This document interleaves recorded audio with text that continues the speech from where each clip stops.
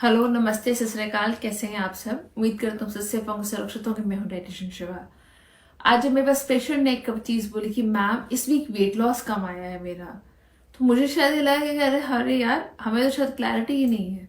हम सब इस वेट लॉस की होड़ में इतना चल रहे हैं कि शायद हम समझ ही नहीं जा रहे हैं, या समझना चाह के भी समझना नहीं चाहते हैं कि हमें वेट लॉस एग्जैक्टली चाहिए भी होता है। आइए पर इस चीज पे समझें कि किन किन एजेस पे वेट लॉस हार्मफुल है। जी हाँ, वेट लॉस हार्मफुल है। इस सिर्फ अपने आप को 36 फिगर में या 32 फिगर में या अपने आप को 0 फिगर में करने के लिए जो हम एनोरेक्सिया नर्वोसा की तरफ चल पड़ते हैं, दैट इज अपने को भूखा रखना या कुछ खाया है तो वॉमिट कर देना, इस पर चल पड़ते हैं। तो लेकिन उसके इफेक्ट्स क्या हैं, आपको लॉन्ग टर्म इफेक्ट्स क्या आएंगे, आइए इस पे बात करते हैं। जब भी आपको ऐसा लगता है कि at the age of 14 to 15 till the age of 24 that is your refilling age, क्योंकि पुबर्टी है जो स्टार्ट हो जाती है, गर्ल्स में मेंस्ट्रुएशन साइकिल है जो स्टार्ट हो जाती है, और बॉडी हमारी एक चीज पे चल पड़ती है, that is again the hormonal imbalance. That is हर हफ्ते आपके कई भी पिंपल्स हैं जो आ जाते हैं, आपके मूड स्विंग्स हैं जो आ जाते हैं, और हर महीने बाद आपका मेंस्ट्रुएशन तो है ही है। तो इन सब चीज़ों के साथ आपकी क्योंकि काफ़ी एंग्जाइटी इश्यूज है जो चल रहे होते हैं, ग्रोथ स्पर्ट्स है जो हायर आ रहे होते हैं, इमोशनल डिस्टर्बेंसेस हैं जो हायर जा रही होती हैं, पीक इम्बैलेंस आना शुरू हो जाता है, आपका प्रेशर्स आपका पीयर प्रेशर्स, ये सब चीज़ें आनी शुरू हो जाती हैं। तो यू शुड नो कि अगर इतना इम्बैलेंस आ रहा है तो body has to get prepared for all that. लेकिन जो बच्चे बचपन में चबी होते हैं, देन दे स्टार्ट स्टार्विंग। क्यों? क्योंकि +1 +2 आ गई है, एकदम से हम बड़े हो गए हैं, या हमने कॉलेज के लिए जाना तो खाना खाना छोड़ दो। It is as simple as that. Have you ever notice those scars, या जिन्हें हम स्ट्रेच मार्क्स के नाम पे जानते हैं?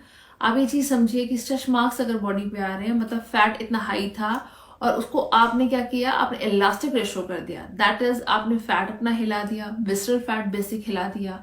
तो कैसे शरीर थुलथुला शरीर हो जाता है, आपकी स्किन है जो लटकने लग जाती है और आप अजीब दिखने लग जाते हो। So that is all about the effects जो आप क्रैश डाइटिंग का क्रिएट करते हो इन द लॉन्गर रन। आइए इस चीज पे बात करें, क्या हमें करना चाहिए। जो स्टार्टिंग एज के होते हैं, लाइक अब 14 to 24, प्लीज अपना वेट लॉस के ऊपर जाने के बजाय इंच लॉस के ऊपर जाइए। आपका जितना इंच लॉस अच्छा जाएगा उतनी आपकी बॉडी कैपेसिटी है जो बेटर जाती है। आपने देखा होगा जो प्लेयर्स होते हैं स्पेशली, या जो एथलीट्स होते हैं, वो क्या करते हैं, उन्हें उन पेरेंट्स खिलाते हैं खाओ खाओ खाओ, लेकिन जब हम लोग स्टार्व रेशो पे चले जाते हैं तो बॉडी अपने आप को खाना शुरू हो जाती है, पूरा स्टोर फैट खाती है to one point, to certain limit, to once a day में भी, जिसकी एक मील स्किप कर दिया और पूरे हफ्ते हम प्रॉपर खाना खा रहे हैं, दैट इज ओके। लेकिन आप ये बोले 7 दिन में से 7 मील्स आप ना खाएं, तो दैट इज नॉट ओके। आइए इस चीज पर समझें। After the age of 35 starvation okay. After 35 again body starts with hormone imbalance. काफी सारे लोगों को बीपी इश्यूज, काफी को शुगर इश्यूज, कुछ नहीं तो थायराइड इश्यूज, स्ट्रेस और एंग्जाइटीज, ये सब चीजें हैं जो चलती रहती हैं, which again goes for one thing, that is hormone imbalance.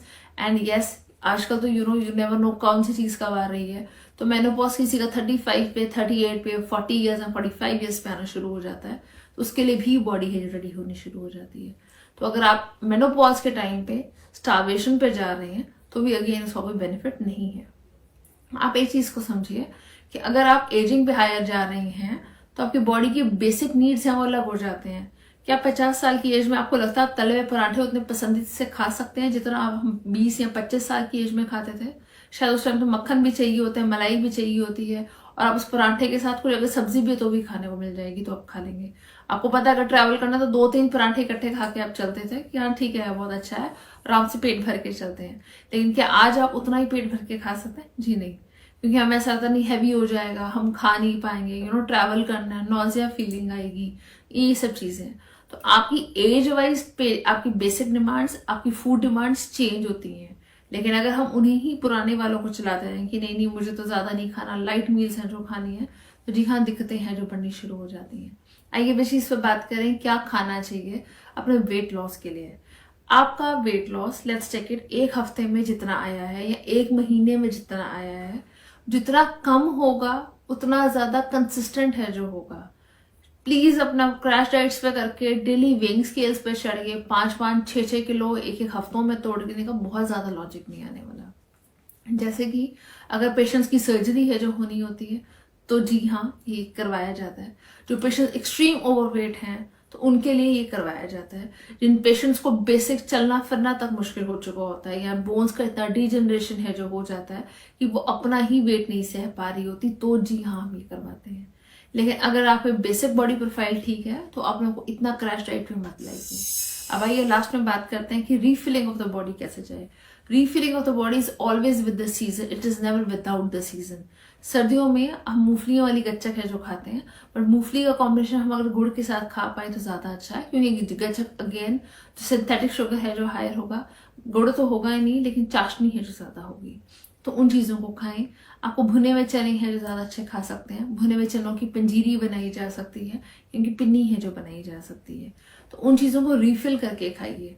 Jin females को बैके के बहुत ज्यादा इश्यूज आते हैं या द टाइम मेंस्ट्रुएशन बहुत ज्यादा इश्यूज आते हैं, तो उस पंजीरी में गोंदे हैं जो डाली जा सकती हैं। Again that helps to retain your body and retain your calcium as well. सफेद तिल के साथ अगर हम ये बोलेंगे हनी चिली कॉलीफ्लावर ही खाना है, पर सफेद तिल के साथ अगर आप सब्जियां खा रहे हो या सब्जियों पर स्प्रिंकल कर दिया जाए, तो मुझे लगता है उस पूरे घर का कहीं पे कैल्शियम है जो कम होगा। लास्ट अबव ऑल, क्योंकि सर्दियों का टेम्परेचर है और टेम्परेचर कम जा रहा है, तो आप कॉन्स्टेंट हीटर्स के आगे रहते हैं या ऑयल रेडिएटर्स के आगे रहते हैं, तो बॉडी ड्राई आउट जोन पे बहुत ज्यादा हेड हो जाती है। जैसे कि आपका फेस पर ड्राइनेस बहुत ज्यादा हो जाएगी, लेग्स या आर्म्स पर ड्राइनेस बहुत ज्यादा होनी शुरू हो जाती है, क्योंकि पानी का इंटेक है जो कम होना शुरू हो जाता है। तो क्योंकि आप एक वेट लॉस रिजीम पे हैं, तो वाटर इनटेक को अपना कंप्लीट रखिए। अगर आपको लगता है कि नहीं मेरे बॉडी में ड्राइनेस बहुत ज्यादा हो रही है, तो ऑलिव ऑयल, कैनोला ऑयल, जो कुछ भी है आप यूज करना चाहो वो कर सकते हैं। अगर आप वो भी नहीं करना चाहते हैं तो वेट लॉस मेंटेनेंस रिजीम के लिए फ्रूट्स का रेशियो है जो अच्छा खाएं।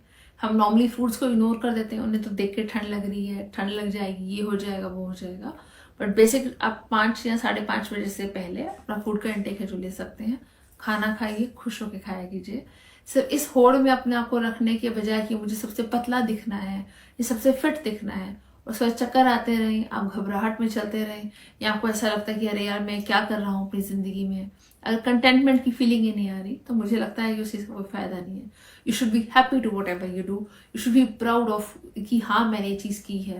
You should not be ashamed कि अरे यार मैं भी कुछ खा नहीं रही, मुझे चक्कर आ गए तो सामने वाले क्या सोचेंगे, उन्होंने क्या सोचा होगा।